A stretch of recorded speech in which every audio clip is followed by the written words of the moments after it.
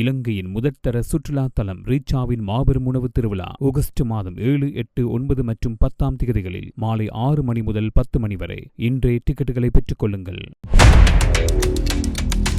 உலக நாடுகளின் ஒட்டுமொத்த கவனத்தையும் தன் பக்கம் ஈர்த்துள்ளது மத்திய கிழக்கின் போர் பதற்றம். நேற்று இஸ்ரேல் மீது ஈரான் நடத்திய தாக்குதல், அதற்கு இஸ்ரேலின் பதிலடி மற்றும் இதற்கு மத்திய கிழக்கில் அமெரிக்காவின் நிலைப்பாடு என அனைத்தையும் விரிவாக பார்க்க போகிறோம். முக்கியமாக அமெரிக்க அதிபர் டொனால்ட் ட்ரம்ப் மற்றும் இஸ்ரேலின் பிரதமர் பெஞ்சமின் நெதன்யாகு இடையே விரிசல் ஏற்பட்டுள்ளதா என்ற கேள்விக்கு இந்த தொகுப்பில் விடையை தேடி பார்க்கலாம். வாருங்கள். ஈரான் மீதான தாக்குதல் விவகாரத்தில் இஸ்ரேலிய பிரதமர் பெஞ்சமின் நெதன்யாகு தன்னை அவமதித்து விட்டதாக எழுந்த வதந்திகளுக்கு டொனால்ட் ட்ரம்ப் முற்றுப்புள்ளி வைத்துள்ளார்.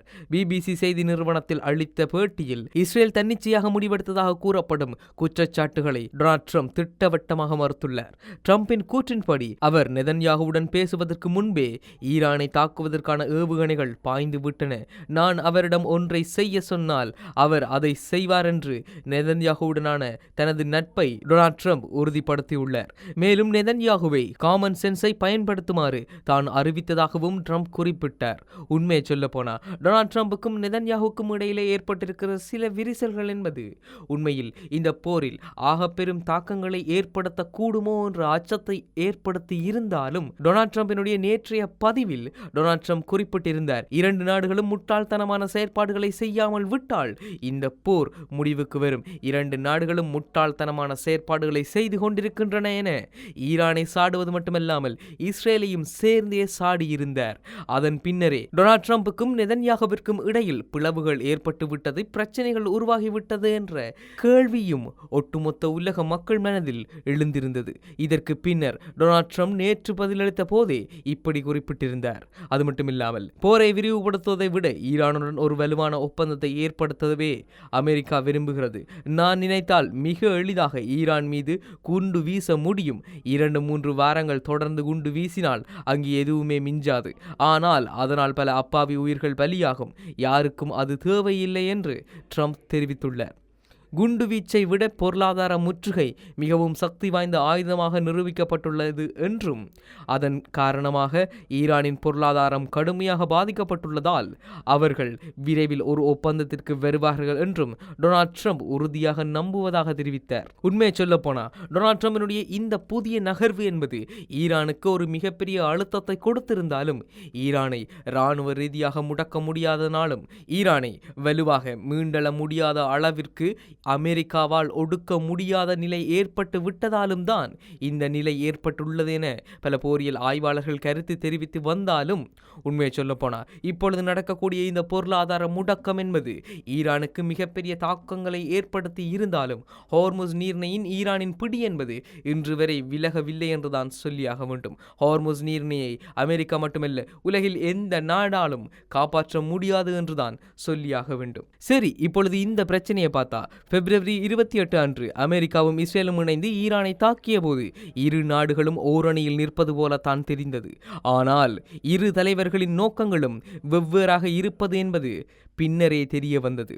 உண்மை சொல்ல போனா இஸ்ரேலினுடைய திட்டமாக இருந்தது ஈரான் இராணுவத்தை அழிப்பது, அதன் அணு ஆயுதம் மற்றும் பாலஸ்டிக் ஏவுகணைகள் திட்டங்களை ஒழிப்பது மற்றும் ஈரானிய அரசாங்கத்தை கவிழ்ப்பது. சரி, அப்படியே அமெரிக்காவின் திட்டம் என்னவென்று பார்த்தால் ஈரானின் உச்ச தலைவரின் மரணத்தை அறிவித்து வெனிசுவேலாவில் பெற்றது போன்ற ஒரு விரிவான வெற்றியை, அதாவது குயிக் வின் எனப்படக்கூடிய ஒரு விரிவான வெற்றியை ட்ரம்ப் எதிர்பார்த்தார்.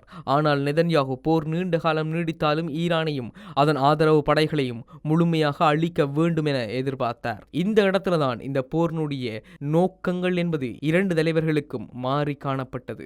உண்மையை சொல்ல போனா இந்த போர் ஆரம்பித்த காலத்தில் டொனால்ட் ட்ரம்பினுடைய கருத்துக்கள் எப்படி இருந்தது என்றால், ஈரானை இலகுவாக அழித்து விடுவேன், ஈரானுடைய ஒட்டுமொத்த பொருளாதாரத்தையும் அழித்து விடுவேன், ஈரானை நிலைகுலைய செய்து ஈரானை மீண்டும் கைப்பற்றி ஈரானுக்குள் ஒரு ரெஜிம் சேஞ்சை ஏற்படுத்தி ஈரானை ஒட்டுமொத்தமாக அமெரிக்காவின் கட்டுப்பாட்டுக்குள் கொண்டு வர முடியும் என நம்பினார். ஆனால் இந்த போர் ஆரம்பித்ததன் பின்னர் ஈரானுக்கு ஈரானுக்குள் இருக்கக்கூடிய அதிகார பரவல் என்பது ஈரானின் ஒரு தலைமை இறந்தால் மற்ற தலைமை அந்த அதிகாரத்தை பொறுப்பெடுத்து மற்ற தலைமை அந்த அதிகாரத்தில் இருந்து அமெரிக்காவிற்கு எதிராக வலுவான தாக்குதல்களை நடத்தியது. இதனால் அமெரிக்கா நினைத்த மாதிரி ஈரானை இலகுவாக வீழ்த்த முடியவில்லை. இன்னொரு பக்கம் நெதன்யாகுவினுடைய கனவு என்னவென்றால் ஈரானை ஒட்டுமொத்தமாக அழித்து ஈரானுடைய இராணுவ பலத்தை முற்று முழுதாக இல்லாமலாக்க வேண்டும். ஆனால் அதுவும் இடம்பெறவில்லை. அதனால்தான் இப்பொழுது நெதன்யாகு லெபனானை சீண்டுவதன் மூலமாக மீண்டும் போரை ஆரம்பிக்க வேண்டும் என்ற நோக்கில் செயற்பட்டுக் கொண்டிருக்கின்றார்.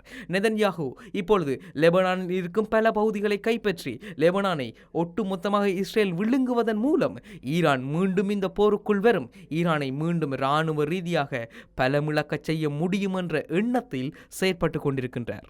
சரி, இப்பொழுது ட்ரம்ப் மற்றும் நெதன்யாகுக்கு இடையிலான தற்போதைய கருத்து வேறுபாட்டுக்கான முக்கிய காரணம் என்னென்று பார்த்தா அது லெபனான். அமெரிக்காவின் மத்தியஸ்தத்தில் போர் நிறுத்தம் அறிவிக்கப்பட்டாலும் இஸ்ரேல் மற்றும் ஹிஸ்புல்லா அமைப்புக்கு இடையிலான சண்டை தற்போது வரை தொடர்ந்து கொண்டேதான் இருக்கின்றது. அதன் ஒரு முக்கிய கட்டமாகத்தான் சனிக்கிழமையன்று லெபனானின் தலைநகரம் மீது இஸ்ரேல் தாக்குதல்களை நடத்தியது. அந்த தாக்குதல்களுக்கு பதிலடி கொடுக்கும் முகமாக ஈரான் ஞாயிறு அன்று இஸ்ரேலை தாக்கியது. இந்த தாக்குதலுக்கு பொறுத்து கொள்ள முடியாமல் டொனால்ட் ட்ரம்பினுடைய கருத்துகள் இஸ்ரேலையும் ஈரானையும் சேர்த்து சாடி இருந்தாலும் இதன் பின்னரே இஸ்ரேலுக்கும் அதாவது குறிப்பாக நெதன்யாவிற்கும் டொனால்ட் ட்ரம்பிற்கும் இடையில் கருத்து வேறுபாடுகள் ஏற்பட்டதாகவும் டொனால்ட் ட்ரம்புக்கும் நெதன்யாவிற்கும் பிளவுகள் ஏற்பட்டு விட்டதாகவும் இந்த போரில் இது ஆக பெரும் தாக்கங்களை ஏற்படுத்த போவதாகவும் பலர் கருத்துகள் தெரிவித்து வந்தாலும் இப்பொழுது அதனுடைய முக்கிய காரணம் லெபனான். சரி, ஏன் லெபனான் என்று சொல்லணும் என்று பார்த்தா எந்த ஒரு அமைதி ஒப்பந்தத்தில் கையெழுத்து போட்டாலும் லெபனான் சேர்க்கப்பட வேண்டும் என ஈரான் நிபந்தனை விதித்தது. இதன்படி டொனால்ட் ட்ரம்பும் ஈரானுக்கும் அமெரிக்காவுக்கும் இடையிலான ஒப்பந்தங்களை மேற்கொள்ளும் பொழுது லெபனானையும் சேர்த்துக் கொள்ள வேண்டும் என ஒத்துக்கொண்டார். லெபனானும் சேர்த்துக் கொள்ளப்பட்டது. போர் நிறுத்தம் அறிவிக்கப்பட்டது. போர் நிறுத்தம் அறிவிக்கப்பட்ட பின்னர் லெபனானுக்கும் இஸ்ரேலுக்கும் இடையிலான சின்ன சின்ன முருகல்கள், எல்லை பிரச்சனைகள் மிக பெரும் பிரச்சனைகளாக மாற்றம் பெற ஆரம்பித்தது. அது மட்டுமில்லாமல் ஹிஸ்புல்லா அமைப்பினர் இஸ்ரேலை தாக்குகின்றார்கள் எனவும் ஹிஸ்புல்லா அமைப்புகள் இஸ்ரேலிய வீரர்களின் மீது ட்ரோன் தாக்குதல்களை நடத்தி கொண்டிருக்கின்றார்கள் எனவும் சொல்லிக்கொண்டு இஸ்ரேல் லெபனானை ஊடுருவ ஆரம்பித்தது. லெபனானின் எல்லை பகுதிகளில் 10 கிலோமீட்டர்களுக்கு இடங்களை கையகப்படுத்திக் கொண்டு அந்த இடங்களில் இஸ்ரேலிய இராணுவங்களை குவிக்க ஆரம்பித்தது. அதன் பின்னர் அங்கிருந்து கொண்டு தங்களது தாக்குதல் திட்டங்களை மேற்கொள்ள ஆரம்பித்தது. அந்த தாக்குதல் திட்டங்கள் மூலமாக லெபனானின் உட்பகுதிகள் வரை இஸ்ரேல் ஊடுருவ ஆரம்பித்தது. குறிப்பாக லெபனானின் தலைநகர் பெய்ரூட் வரை இஸ்ரேல் ஊடுருவ ஆரம்பித்தது. அதன் பின்னர் பெய்ரூட்டில் இருந்த ஹிஸ்புல்லா அமைப்புகளை தாக்குகின்றோம் என்ற பெயரில் ஏவுகணை தாக்குதல்களை பெய்ரூட் நகரத்தின் மீதே குவிக்க ஆரம்பித்தது. இப்பொழுது இந்த போரில் மத்திய கிழக்கில் ஏற்பட்டிருக்கக்கூடிய இந்த பதட்டமான சூழலில் மிக முக்கியமான காரணமாக மாறி இருப்பது லெபனானின் மீது இஸ்ரேல் நடத்திய இந்த ஆக கொடூரமான தாக்குதல். இப்பொழுது ஈரான் மீண்டும் போருக்குள் வரப்போவதற்கும் ஈரான் மீண்டும் தாக்குதலை மேற்கொண்டதற்கும் டொனால்ட் ட்ரம்பிற்கும் நெதன்யாவிற்கும் இடையே பிளவுகள் ஏற்பட்டதாக கருத்துகள் வெளியே வந்ததற்கும் காரணம் பெய்ரூட்டின் மீது இஸ்ரேல் நடத்திய இந்த ஆக பெரும் தாக்குதல்கள். இந்த பெய்ரூட்டின் மீது இஸ்ரேல் நடத்தக்கூடிய தாக்குதல்களில் பல பொதுமக்கள், பல சிவிலியன்ஸ், அது எல்லாவற்றையும் கடந்து மருத்துவ உதவியாளர்கள், மருத்துவர்கள் என பலரும் தாக்கப்பட்டுள்ளனர். இதுதான் இன்று இஸ்ரேலுக்கும் அமெரிக்காவிற்கும் இடையே முறுகல் ஏற்படுவதன் முக்கிய காரணமாக அமைந்துள்ளது. இது IBC தமிழ், நான் உங்கள் அறிவு.